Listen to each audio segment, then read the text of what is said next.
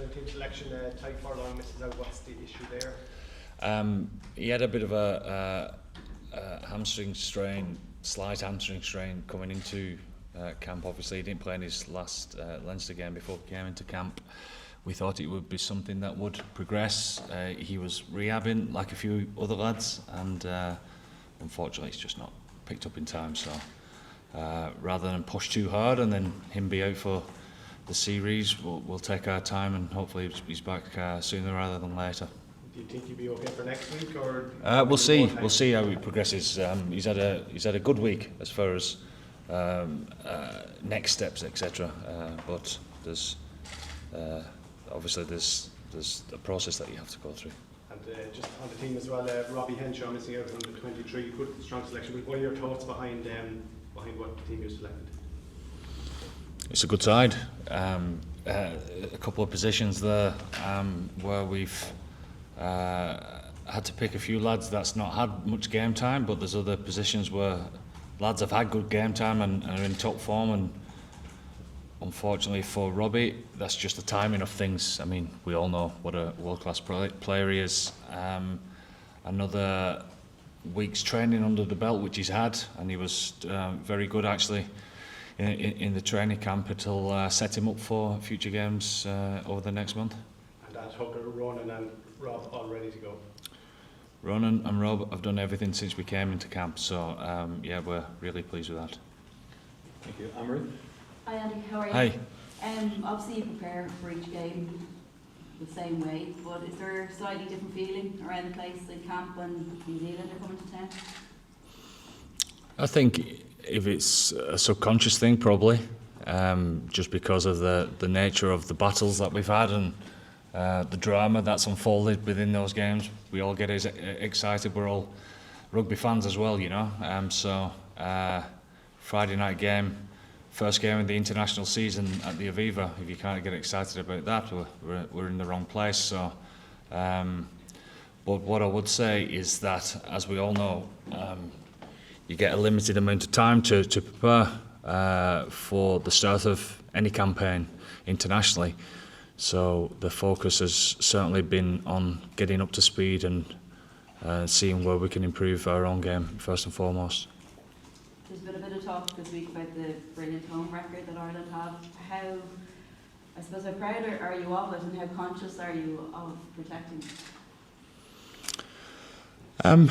We don't speak about it a lot. We obviously believe it's important to perform here at home. Everyone wants the home to be a little bit of a fortress. I suppose what's the meaning of that is to do the people proud that come and watch, and for them to feel proud that Ireland are hard to beat at home. So I suppose that's the thing that's on our mind, other than looking at records, etc. You know, I don't think that really comes into the reckoning for us. Thanks, Caelan. And you're on from the World Cup. Bar Johnny, it looks like a pretty settled Irish setup. New Zealand, on the other hand, quite a few changes. How different do you see it being at this time round?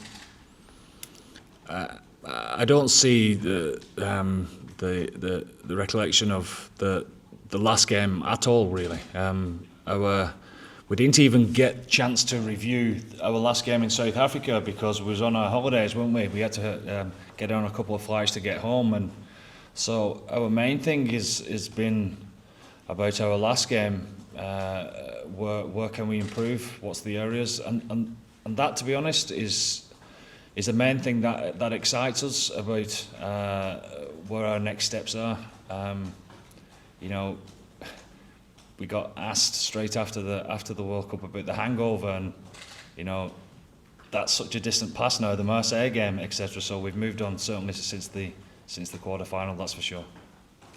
How's Caelan Doris coping with the armband? Is he walking tall, and what kind of captain do you see him being over the course of the next few weeks?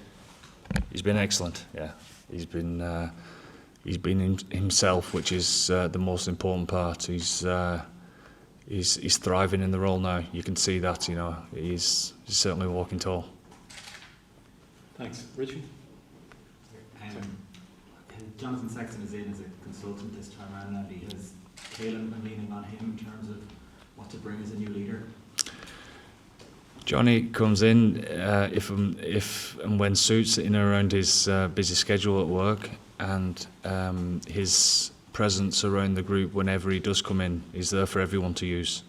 Him having a good rugby man who's obsessed with, pardon the pun, obsessed with his rugby in himself. It's nice for everyone to have somebody like him to bounce a few stories off, and certainly I'm sure that Caelan, amongst others, having a quiet word every now and again. How did Peter O'Mahony react to Caelan Doris being captain? How does he approach that? Exactly how Peter always does, in as professional way as he possibly can, in the right manner, in the right manner, in the sense of that's what leaders should do.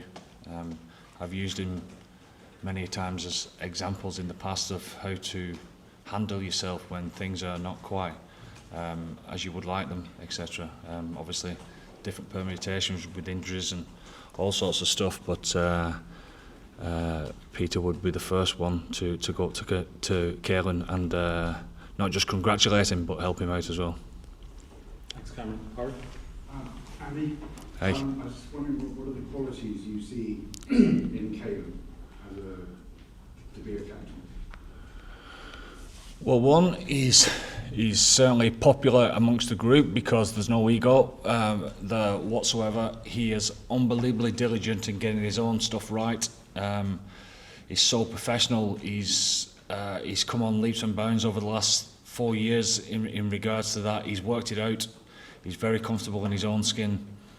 Obviously, being a leader now on a good few occasions and learning from the leaders that he's had the pleasure to sit alongside in his international career.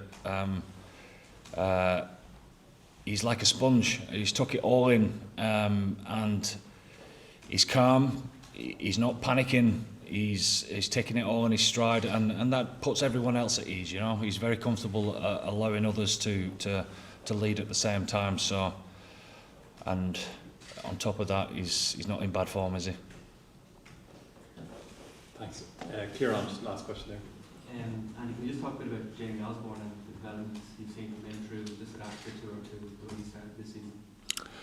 Yeah, it's not just from the tour. It's certainly over the last 2 years where, you know, a quiet lad, loads of ability, can play the game in all sorts of different ways, very well in many different positions.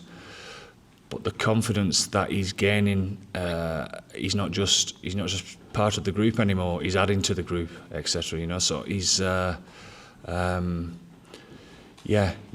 obviously a deep thinker of the game, because it obviously means a lot to him, because you see the dramatic improvements in every campaign that he keeps coming into us.